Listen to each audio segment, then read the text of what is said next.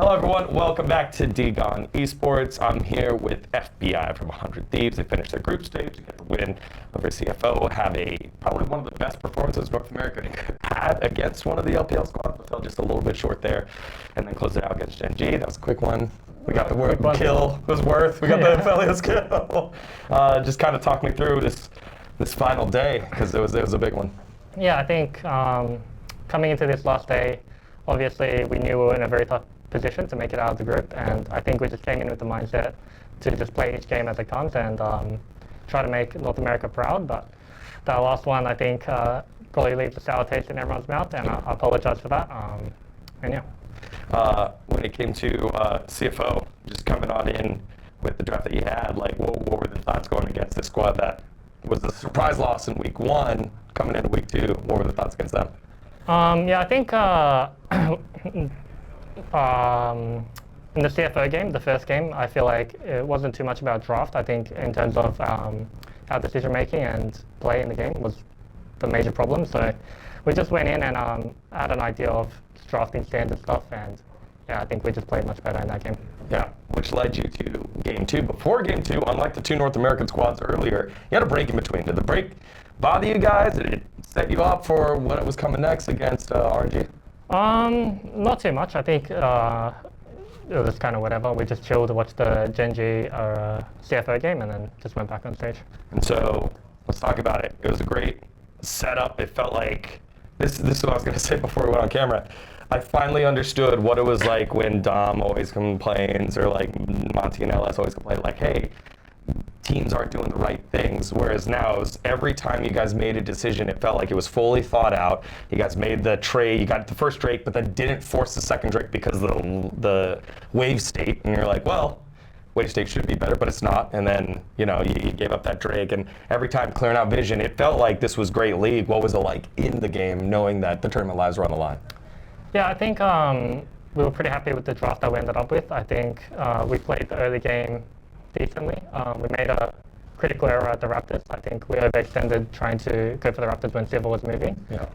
But yeah, I think our general macro in that game was pretty good, and it came down to the two Baron team fights. And yeah, I think I just entered both fights, so it's a bit of a shame that we weren't able to win that game. Yeah. After that, just those moments there, the realization it was done. Were comms like, did you guys say anything? Because I mean, I was looking at your face cams and it just felt like, understanding, like, closer was shaking like a hand warmer, but what was that like?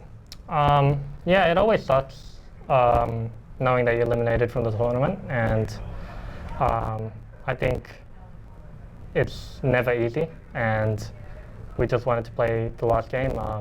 Might be the last game that we play as a team, probably, and yeah, just have fun. I didn't really have fun during the last game, so yeah. When we take a look at this year, it's another year you guys make it to Worlds, make it to Finals multiple times. How do you capture this 2022 season, both from the LCS standpoint and from the World standpoint for you?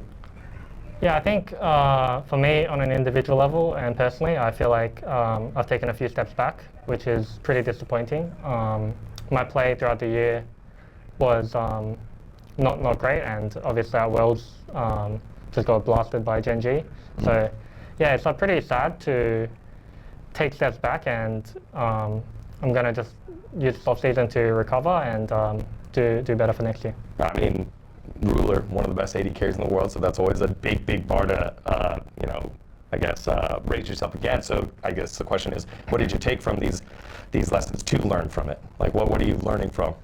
Yeah, I think it's funny because I always watch Ruler VODs to improve my own play, and I think he's just a phenomenal AD. Rarely makes mistakes, and the laning phases in both games that we played, there was a lot to learn, the way that he pressured and the timers that he used to force trades. And yeah, I think there's a lot to take away and learn from the games, and it's pretty disappointing that I wasn't able to put up a better showing.